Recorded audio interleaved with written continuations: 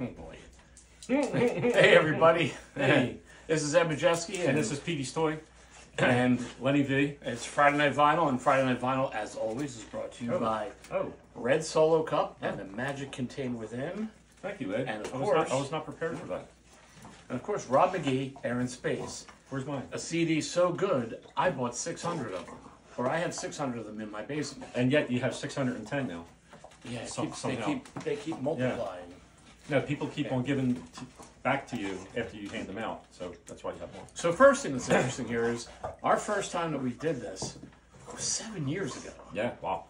It was, That was a long. and where we're sitting right now, we were actually about 8 to 10 feet over that way, Right. in the basement. And of course, the dogs are going to want to play, and I have a feeling they're going to end up knocking the camera. Guys, enough. So you all know Petey if he's showing up on the video.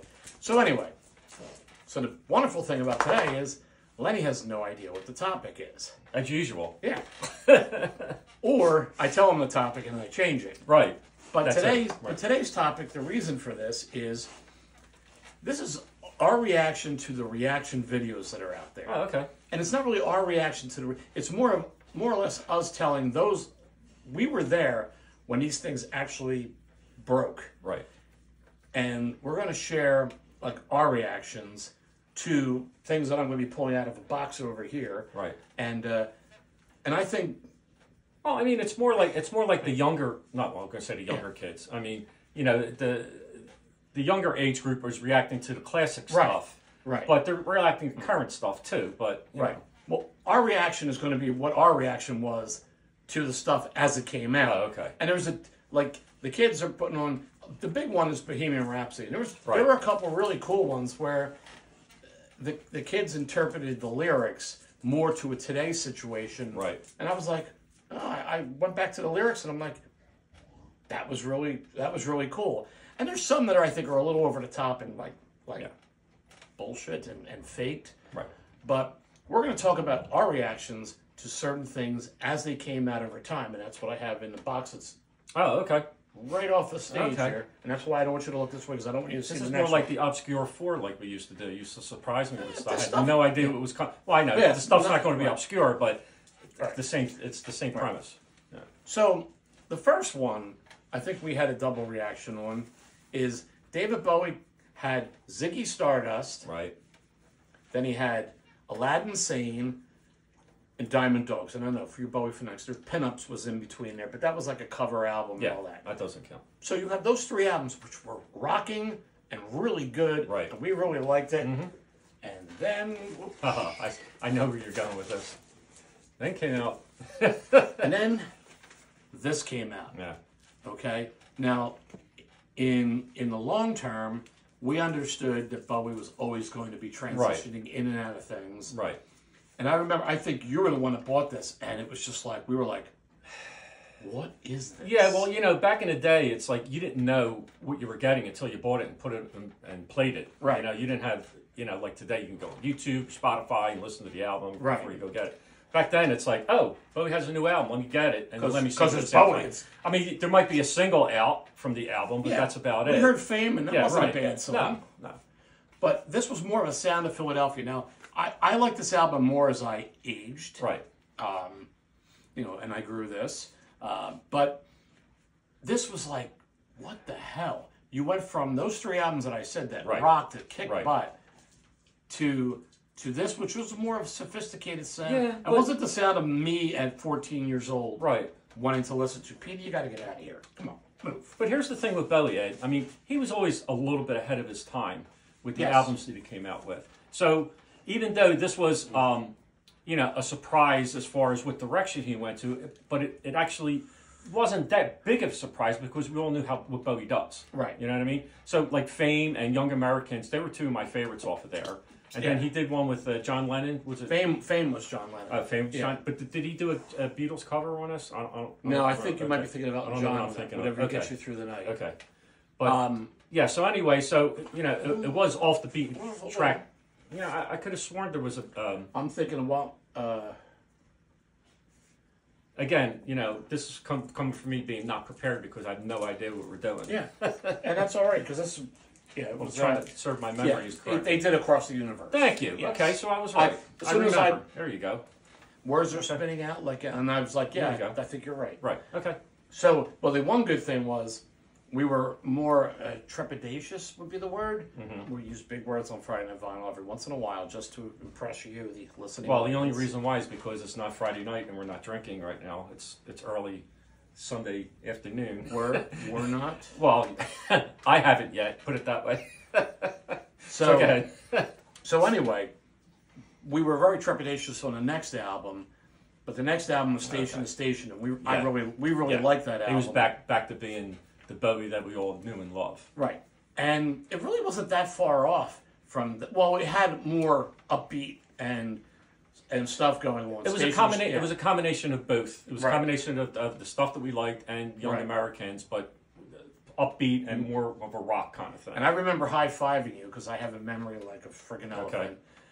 When he came out with Scary Monsters, we're like, this is Bowie. Right. Bowie's back. Yes. You know, it was more that rocking, strange stuff. Right. But we learned over Bowie's career that he was going to change lanes constantly, and that's really when we learned to appreciate him more. Right. Is because he took us here and there. And there were times where you didn't like where he took No, it, exactly. but- That's what I was just going to say. There was a lot of I didn't like a lot of the stuff he after Station to Station. Right. There's a lot of stuff I didn't like until Scary Monsters came out. Right. You know, I mean, there were some songs I liked from, but the album as a whole, Right. you know, I didn't care for it, so I kind of got off the Bowie train there for a little bit. You know. Yeah. So the other thing is like, well, let me say, the only way we got to hear the latest release was you'd be driving in your car and you'd hear tonight at 9:00 on WMMR, WYSP. These are Philly stations for those outside the area. The debut of Aerosmith's new song from their new album. Right. And of course, as the song would be going on, "Draw the Line" would be one goes exclusive because if you were taping it, which what we all did, and we didn't have the tape that got directly off the radio. You had to hold the mic to the radio thing. So Yeah, we really had to rough it back in the day. Yeah, and then you call people, say, "Hey, don't forget to listen to WMMR at 9:00. Right. They're going to be They're going to be debuting playing this, right? Aerosmith's new album, or Yes, or Or whoever. it was. whomever, Right. Led Zeppelin, right? Right. So the next one was a commercial in the back of Circus magazine, and it was like, wow, that's Well, a really it was an advertisement, Yeah. not a commercial. Yeah. Commercials, television. Yeah. advertisement. Right. Back, and for those of you who remember Circus magazine, it was on the back of every magazine, like that, probably almost that whole year, it feels like. Right. And then it was the reaction to when we. Oh yeah. I know he's probably surprised I had this here. Yeah. But I think this was an album where. Well, this began my Kiss journey right here. Yeah. But this was an album where you looked at these people in the cover and they're like, that's kind of messed up. And the album, I mean, it just, for those of us who were into, like I said, Ted Nugent, Aerosmith, and this just fit the bill. And Well, here's the thing. What I liked about this album was like, you know, every album that you bought, like this was a live album, but studio wise, there's always like a couple really good rocking songs, and there was that one or two like really slow thing on there. This is from start to finish. It just kicked ass, like all the way through, and that's what I loved about it, and that's what started me getting into Kiss. And my favorite song always off of this album is always going to be, and there's probably a lot of people's, was Black Diamond. Diamond, yeah. So, as we're into the 70s, music started to change. And when new change started playing on the radio, you know, a lot of us were like, the hell's this? I think the first change was when punk came about. Right. And I think punk was okay because it was really like heavy metal without guitar solos. Yeah. And they were short songs. It was a little angrier, Right. a little more sped up, Right. So right. That we were. So we had like the Ramones, and Right. I mean for this is Blitzkrieg Bop, Beat on the Brat, and I mean some of the songs were actually lyrically funny. Yeah. Okay, and of course this has Lenny's favorite all-time song on it. I don't want to go down to the basement, but I'm here. but he's in the basement. But I'm in the basement. Yeah. So I have the Yeah, I'm surprised. I thought you were going to take out the Sex Pistols album. I thought that's what you were going to bring out after talking about the You punk might have stuff. a reaction. Okay, well, whatever. I'm just saying that, like that Ramones punk is not like angry punk to me. More the Sex Pistols when they came out. They were like more in your face. Ramones were kind of fun. You know, it was punky So you were but talking fun. about this. Okay, Oh, right. so we're Well, that's what I prepared. thought. That's what I thought you were going to pull out. Now, when this album came Yeah. out, I was like, holy shit. Right. And This is rebellious, angry punk right here. I love this album. Yeah. Uh, I don't know if at the time it came out, I don't know how much I loved it. I like certain songs on it, but as a whole, I still had to get used to this sound. right. You know what I mean? This was like a shock to my system at the time it came out. Right. But I heard it, I was like, oh. And of course, when I played Bodies, it was like, oh my Lord. First off, bad topic, and it was just angry and Right. What did can I see the songs are on here, right? There's one song on here that I think when we covered this, there was Problems. right. Problems was my favorite song over here because it reminded me least of the Sex Pistol style. Oh, okay. It reminded me more of a rock song than a punk, like angry punk song. Right. So from them, you had bands like the Dead Boys. Okay. Who again, these were, I hear Who I'm not that familiar Right. with, so you can. we'll talk Young, about Loud, that. and Snotty, and Stiv Bators. They kind of, to me, they didn't encapsulate what the Sex Pistols. They musically they did. I just Right. think there was songs, it just wasn't there. And you had bands like the Dead Kennedys. Right. The Too Drunk to Fuck, California Uber Alice, and Nazi Punks. Fuck Yeah, they Off. were more Yeah. obscure. Those groups that you're mentioning. And then punk took a curveball, and Are we Even though- are we in early '80s now? we're in the early '80s. Okay. And this was considered a great punk album, Okay. and I never got why. And I recently, probably when we were doing Friday Night Vinyl, put it on. Probably when I got the album, Right. I put it on from start to finish. I was like, this is really a good album, and it's London Calling Oh, okay. by The Clash. And speaking of London Calling, Bill, Lenny, and I will be in London in December, and we're going to be doing one-offs on Friday Night Vinyl from some amazing historical music sites. Yeah. And we're looking forward to that, and maybe a couple London pubs. Yep. Just a couple. Just a couple per day. Right. But yeah, I mean, this had London Calling on it, and I mean, full disclosure, Ed, I was never really a Clash person. I wasn't. I wasn't totally. I like- still to this day, I just don't. They're okay to me. They're just okay. This album, it was more. I mean, their punk albums more like their first album, Right. which is the. But the thing is, Pictures. we talk about a lot where, something comes out, you don't immediately attach yourself to it Right. until a couple years later. Right. And then I never attached myself to that one at all. So that was a perfect segue. Yeah. So all of a sudden, one day on the radio, this song comes on, and I know myself, my friends who were musicians, we were all like, "What the is this?" Oh, I think I know where you're going now. It may be the second one, and not the first one. Okay. Okay. But the Talking Heads, Oh, okay. Psycho Killer. Okay. The second one, I'm almost guaranteed is what you're talking about. Okay. But Psycho, we're like, it's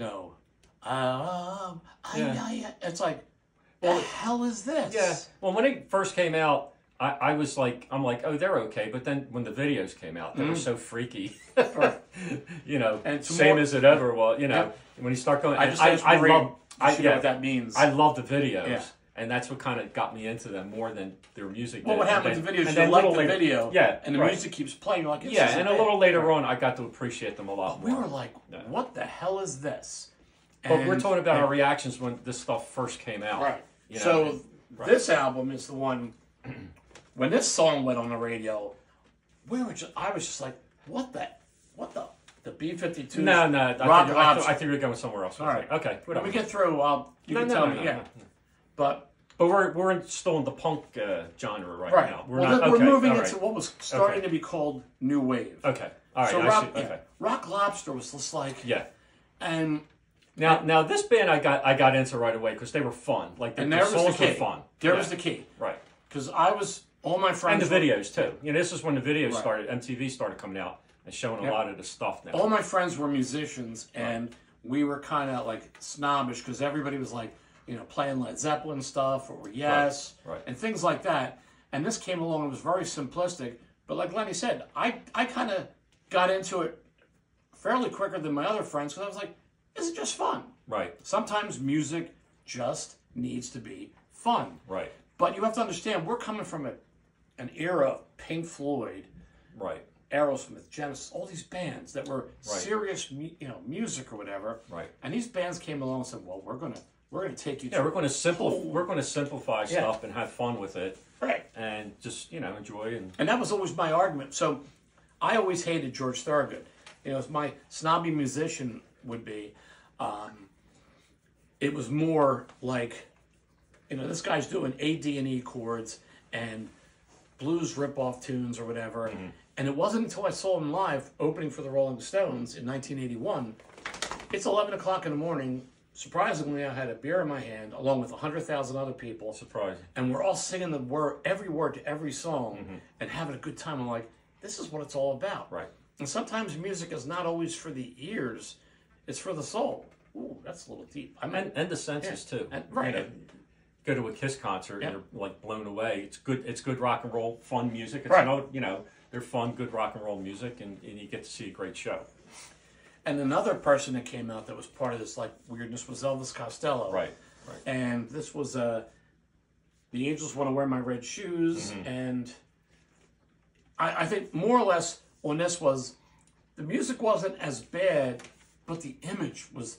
We're talking about a time when people had long hair, and then this guy comes out kind of looking like he should be a member of Cheap Trick, the nerd part. Yeah, it's like the 50s style. The guy that died in the plane. Buddy Holly. Holly, thank you. Right. And that's that Buddy Holly look. Right. And that's what he was going for. It was just kind of like, okay. He was good. He was rebellious. Yeah. What was that one time? What was it? Was it a Saturday Night Live where he was told not to play the certain song? He was not to play Radio, and he played it. And that was the better song. It was right. The song they wanted him to play was because Radio we had some lyrics, and I really don't remember the story, but it had some lyrics in it that they didn't want to, him to do the song for whatever reason, and he got rebellious and he played it. Yep. And they ended up showing it. Did they end up showing it too? I mean, they cut it? They didn't cut it off. Right? And they never let him back on the show. Right. Again, well, yeah. Right. Okay. Unless years later they realized. I'm surprised you didn't break out another album. Well, when New Wave was coming along, no, I mean, a lot of bands. I think we kind of passed where I thought an album you were going to. Okay, there's one last on New Wave. Okay, and there were new waves that made us go, "What the?" I'll be really disappointed if you didn't break this one album out. But then there was a New Wave album where we went, "Oh, this is good. This is better than good." Right. And that album would be this. Let me see. First album. That's not the one I'm talking about, but yeah. I was not a fan of this group when they first came out. Really? I was not. It was like, they had the upbeat, it wasn't punky music, it was more fun. Maybe it was Rick Ocasek's I don't know, but I really grown to love them. Oh, yeah. And, I made some comments on our show about, I think they're the most Beatles-esque kind of like songs that they had that were comparable to what the Beatles put out. Because they had so many hits. They had so many hits. Oh, my God.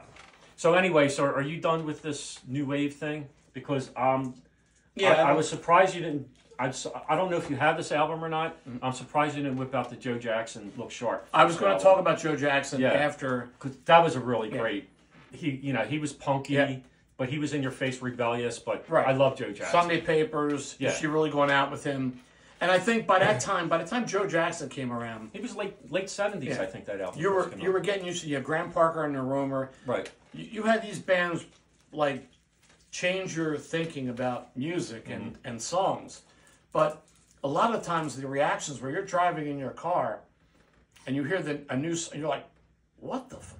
And you end up calling up a friend, like we would be like, did you hear the song by this group? And like I said, going back with the Talking Heads, I heard at a party. Like, so I got to put this album on. Talking Heads 77. I'm like, what the F was that?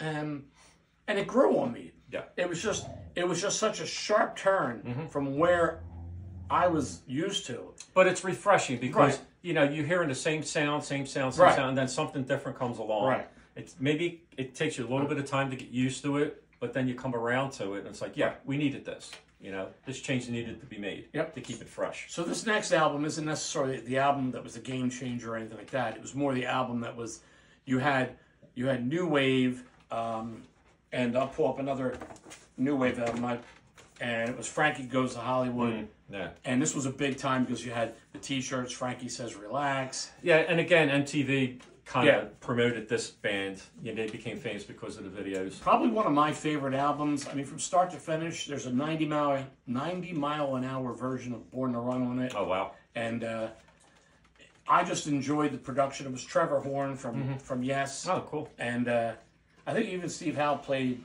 guitar on a couple tracks on here. But and the weird thing was, it was only until about 2 years ago that I found out they actually released a second album that I obviously ordered and listened to.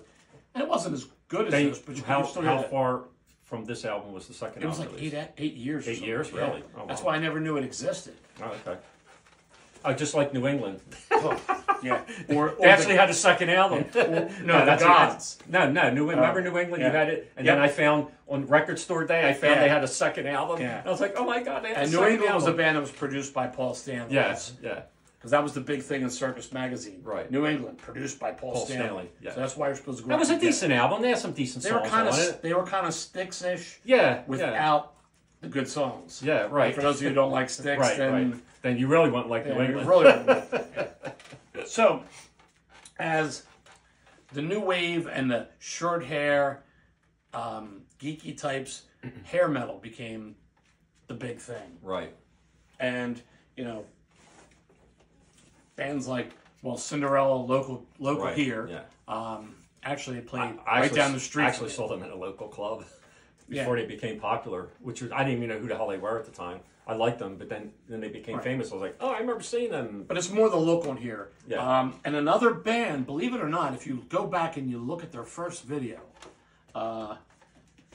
Guns N' Roses started out like a hair band. Right. If you look at the first video, which is Welcome to the Jungle, Right.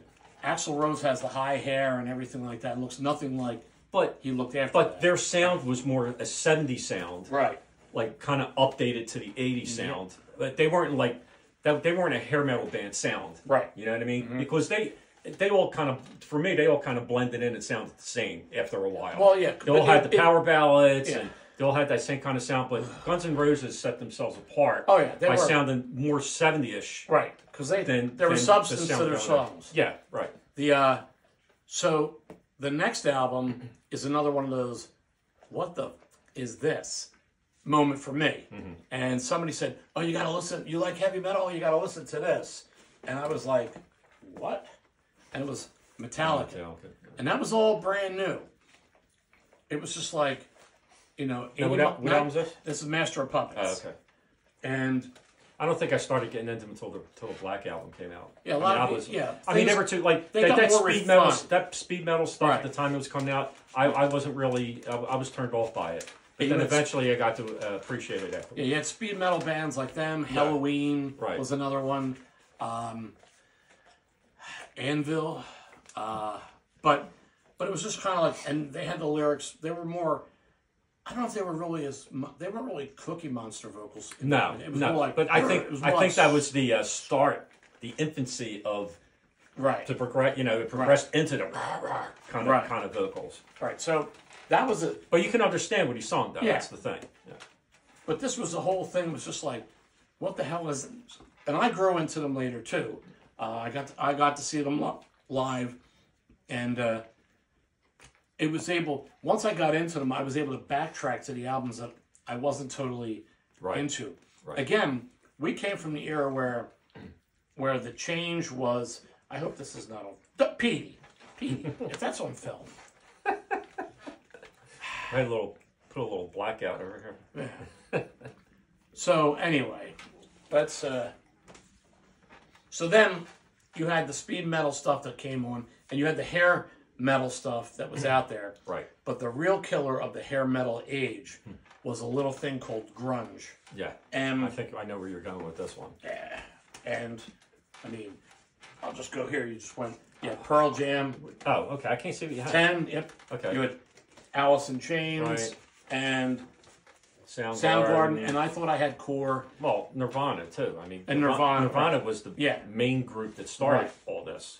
Right, and the thing was, I remember I was always one like, let me hear some new music. But I went into the music store that I always go to, and I asked the kid behind the counter, hey, I'm going to go get some CDs. What are some new bands that I should check out? And they told me Temple of the Dog, Right. Pearl Jam, which Pearl Jam I actually heard over Dave's house. And to me, these bands were more like heavy metal bands. I never but just, really got Pearl. I don't know why. I mean, I liked them. All right. But I was more of a STP, a Stone Temple Pilots fan than a. They came out around the same time. They were both from they were both from Seattle, right? Yeah, and I like Stone Temple Pilots sound better than the Pearl Jam sound at the time, and I still do. But I mean, I'm not saying Pearl Jam's bad. I'm just saying I'm not a fanatic like a lot of fans are about that group. Like the one upstairs. Yeah, right. But I mean, getting back to Soundgarden, I mean, Chris Cornell, I never really got to appreciate how good of a vocalist he was until you kind of like, hey, Len, Chris Cornell. And I'm like, then I started listening to more, and then, you introduced me to some songs I never heard, and I was like, wow, he is really good. I mean, for me, I knew everybody else knew. And to be fair, I wasn't totally into Soundgarden's songs as much as I was into his voice. Right. But that's the way it was for us. I mean, we had things that were just totally different. So, and then rap came along, and that was like, what the hell? And then the rap rock stuff, right? Like with Korn and Linkin Limp Park, Bizkit, Limp Bizkit, Linkin Park. Linkin like Park. that. That's right. why I was. Yeah. Excuse me for saying Limp Bizkit. They. Well, I mean, they were that kind of that genre. You got to have faith, music. right? Right. So anyway, thanks for watching. Right. And if you're watching this one, make one other point. Oh, what was the album that you thought I was going to? I thought you were going to pull out "Eruption" by Van Halen. With that. That was a game changer. I mean, we weren't, but you were doing another genre. Yep. That's why when you were saying game changers, I thought that. But anyway, but here's the thing with us. I mean, our roots we're deeply rooted into the classic rock stuff. Right. But we did evolve. Right. With music, and I'm still evolving. I'm still getting into the current stuff that's out We're going now. to London to see a band called Sleep Token. Yeah. I mean, go figure. Look that up. Yeah. And we're also going to see The Fix, right. who surprisingly aren't as big in the UK as they are here. Right. But yeah, so thanks for watching. Yeah. For those of you watching this on YouTube, as they always say in the beginning of the videos, like and subscribe. Like and subscribe. Hit that bell. And subscribe. And all that and kind of crap. When those of you on Facebook, comment below, and we'll be keeping an eye on the PD. That's a bug. Anyway, thanks for watching, and talk to you guys soon. Bye.